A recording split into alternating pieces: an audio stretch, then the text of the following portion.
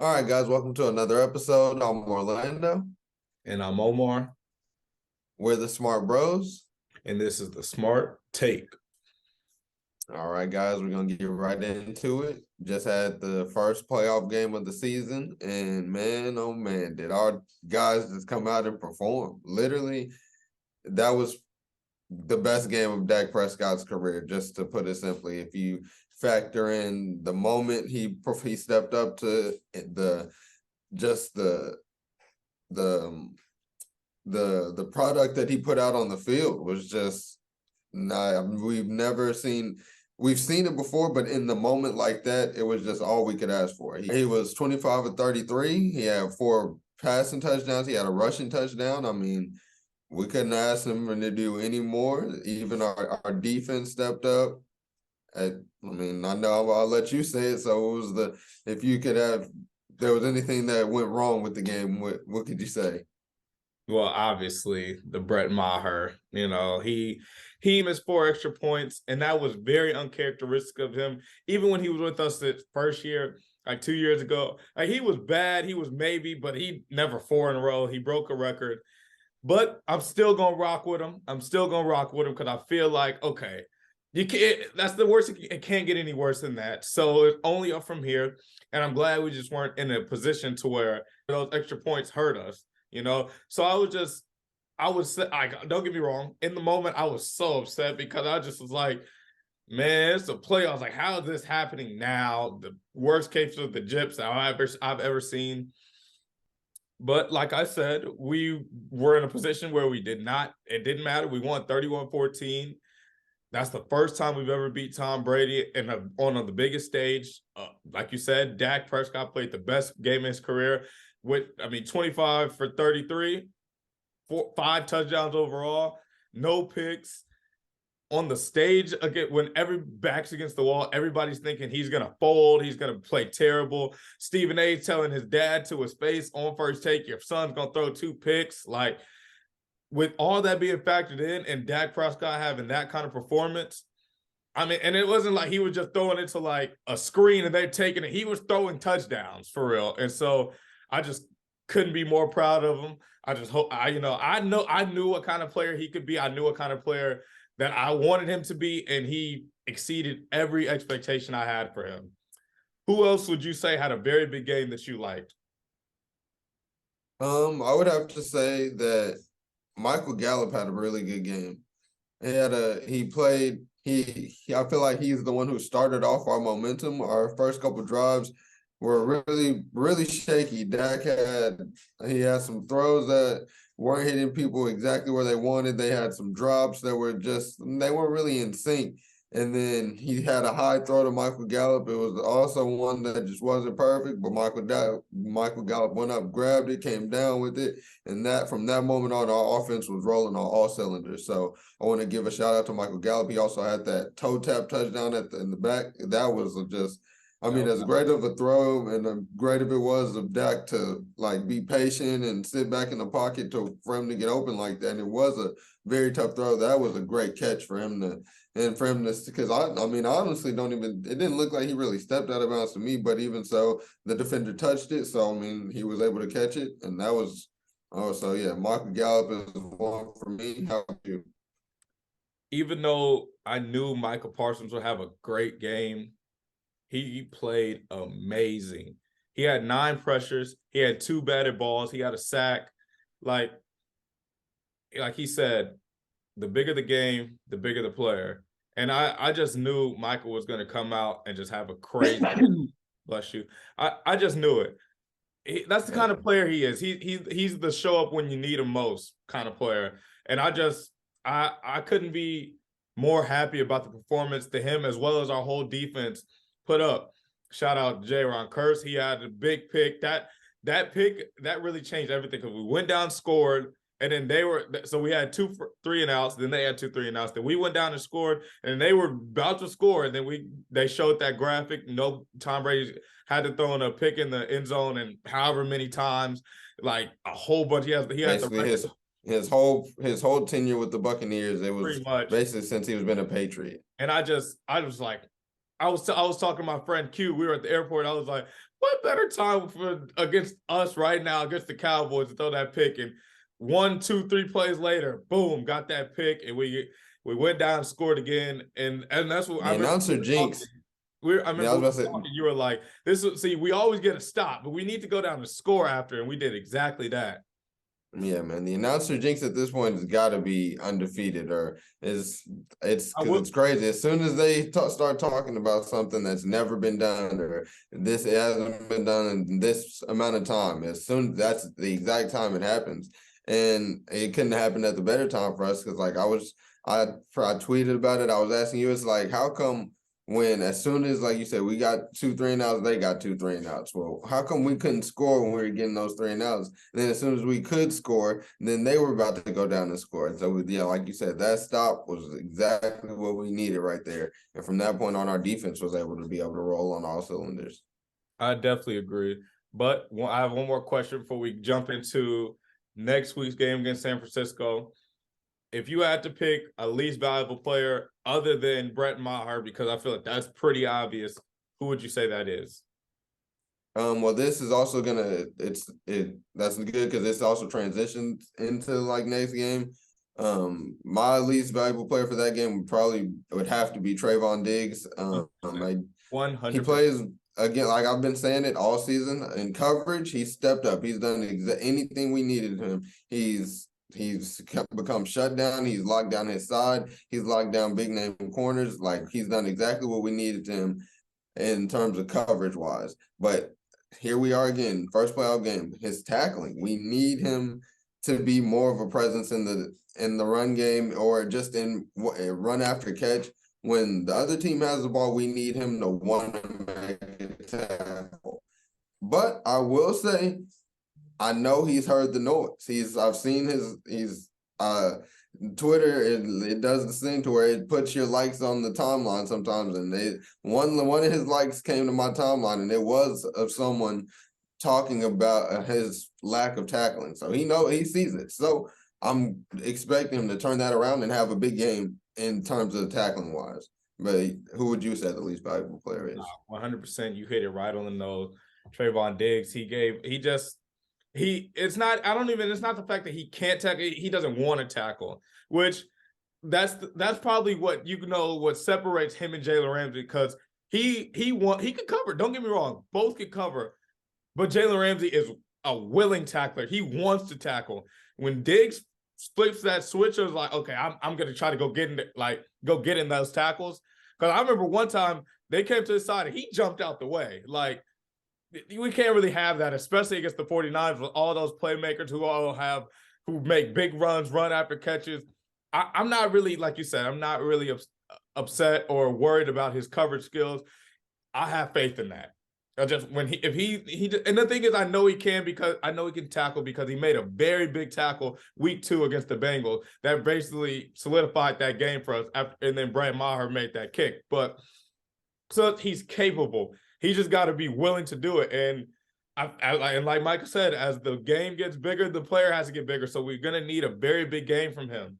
And even if he doesn't get a pick, just play good coverage like he has, and just be a much willing tackler. Because it's not like he has to get 15 tackles a game. Give me 2 or 3 solid tackles when they come your way, and we'll be good. Yeah, but we have San Francisco this Sunday, 5:30 p.m. We made it to the divisional round. A lot of people counted us out.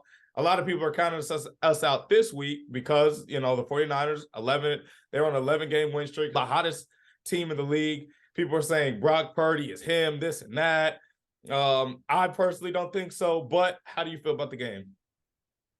I'm a lot more confident in it than the media and everyone is giving us. Like, I don't understand why we're being counted out so much. I mean, like you said, they're on an 11-game win streak, but at the same people who are saying that, oh, we get basically no credit for beating the 8 and 9 Buccaneers who have been struggling all year. Well, those are those exact same, like the caliber of team that the 49ers have been playing all year, that Brock Purdy has been beating since he came on.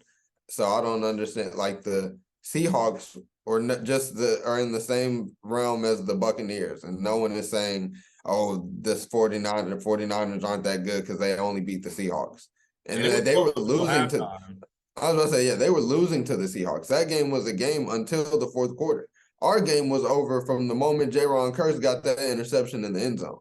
So Pretty I much. don't know. The players themselves, they love being the underdog. Micah said they're the underdogs. They're the underdogs in Vegas and with all the media. So I mean, that's what we want. It puts that chip on their shoulder. So I think we'll be fine going into this game. While they do have playmakers, Christian McCaffrey, Deebo Samuel, George Kittle, Ayuk, they have the weapons. At the end of the day, Brock Purdy was the last pick in the draft. He was never supposed to be playing this year. This is his first year in the league. He's got to play like it at some point. And so I think we have the defense to bring that out of him. So how do you feel about it? Oh yeah, I agree. I'm very confident. I'm not gonna say I'm gonna jinx it or anything, but I definitely feel pretty confident in it. I think that pass rush, he hasn't seen one like that all year. So that pass rush is gonna early up some throws. And like you said, he's still a rookie. And he's the last pick in the draft for a reason. Don't get me wrong. Congrats to you. He got drafted. No, I'm talking about not a lot of people could say that they got drafted by an NFL team. So, kudos to him. But at the end of the day, you are the last draft pick for a reason, I feel like. And like you said, he wasn't really supposed to be playing. Both quarterbacks got hurt. So he got put into a dream position. I'm not going to say anybody can go into that offense and be good, but dang near anybody can go into that offense and be good. And so with that being said, I think that I'm not going to say he's going to have a bad game, but I think he's going to come to reality very quickly because, like I said, he hasn't played a defense like that. He had to play the pass rush like that. And if we stop them early and often and make them get into passing downs, I feel like we'll be pretty fine because that's when our D line starts to work. That's when Micah starts to eat. He gets pressures. He's hitting the QB, letting you know I'm there. And in terms of their defense, don't get me wrong, they're a good defense, but they're a little bit overhyped. When they play the good teams, it seems like they don't do that well. And we have a pretty high-powered offense, even though you could say we don't have the greatest receivers. We have a slow running back in Zeke. Dak's inconsistent. Dak does this, Dak does that. We still somehow put up 30-plus points a game. So we find a way. And I don't think they've seen an offense like us, especially not in the playoffs. So I think they're going to struggle a little bit with our offense, and they might even struggle a little bit with our defense. And so I really do have I have a lot of confidence in our team going into this week. With that being said, if you had to give a little score prediction, what would you say? Well, I want to give a shout out to my last score prediction. I predicted 31-21, and we held them to 31-14. So I mean, whenever we can do better than my prediction, I always feel good about that. And in this game, I feel like we will win this game 34-21. Okay. I think we'll give Brett Maher a chance to kick a field goal, and he'll make some of those for us. Yeah, that's a pretty realistic score, I feel like. I'm gonna go around the same. I think we'll win 32-24, me personally, because I think there's still a high-powered offense. Don't get me wrong, but I do feel that we're gonna come out on top. I think we have, even if you could say they have more playmakers, I feel like we have the chip on our shoulder. We have a lot more to prove right now. All the talk in the media, we haven't been in 27 years, this and that. I just feel like it's our time. I haven't said it's our year all year. Any of my friends can tell you that I have not claimed it, not once. I just been saying from the jump, I'm taking it game by game, and which I'm going to continue to do. I'm not going to say we're going to go to the Super Bowl until I know for a fact we're going to the Super Bowl.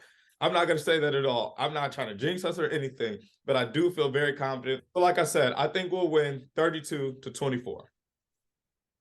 Yeah, man, I'm the same way. I'm never really this is our year every single year, but I always, not always, but for this year, I've always kept the same narrative that we have a chance. As long as we play as well as we can, we have a chance to make the Super Bowl, to be in the Super Bowl.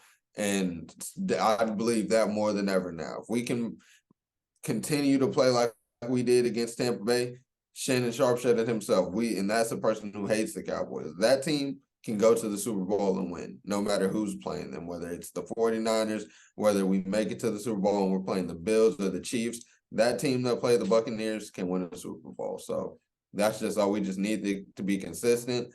We've seen what Dak is capable of, and if he can play like that, that also shuts up all the critics, and because at this point, with being the quarterback of the Dallas Cowboys, and I believe that him being a black quarterback has a factor in it, he just will never get the benefit of the doubt that some of these other quarterbacks get when they don't win. So, I mean, it's the end of the day that he's a quarterback and he is our quarterback, so he has to go out and win.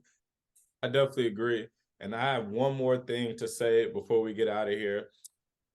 I just feel like it's just so storybook for us this playoffs. Think about it. First round, go to Tampa Bay, play a man we've never beat. We're 0-7 against him. He's Tom Brady. He's the GOAT and this and that. We've never beat him.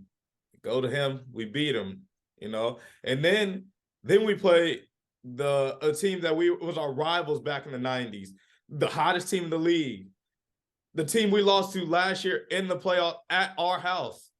Let's just say, let's say we beat them. And then let's just say the Eagles win. And then we go to the Eagles. Both of our starting quarterbacks, like they didn't play this year, like they didn't play against each other. The first game, Dak was out, the Eagles won. The second game, Jalen was out, that we won. So we both have our starting QBs, so there will be no excuses. And then, I mean, I don't know how else to put it. It seems like it's written in the stars for us right now. We have the road less traveled, arguably the hardest road in the playoffs. And I truly believe that our players wouldn't want it any other way, based on how Dak, how Zeke, how MG, how Micah, how they've been talking. It just seems like this is the road that they want to travel, and I think they're going to come out prosperous. So, starting with this week, I think we have a very good chance of winning. Yeah, man. I think we have a good chance of winning. I would prefer the Eagles lose because I hate them. So them losing at any point, like most hated team for sure. And then that feels better. Just I understand beating them, but being able to make fun of them for not doing their part and choking before even getting to us, and that just feels right to me in my soul. So on top of that, not only that, I was just about to say, we would also get a home game for that. So I mean, I prefer they lose before getting to us, but like you said, that would be just a storybook ending for us. But you have anything else for us? No, that's pretty much it. Go Cowboys. Appreciate y'all for sticking with us. Keep liking, keep commenting, keep subscribing, keep sharing. Take us out.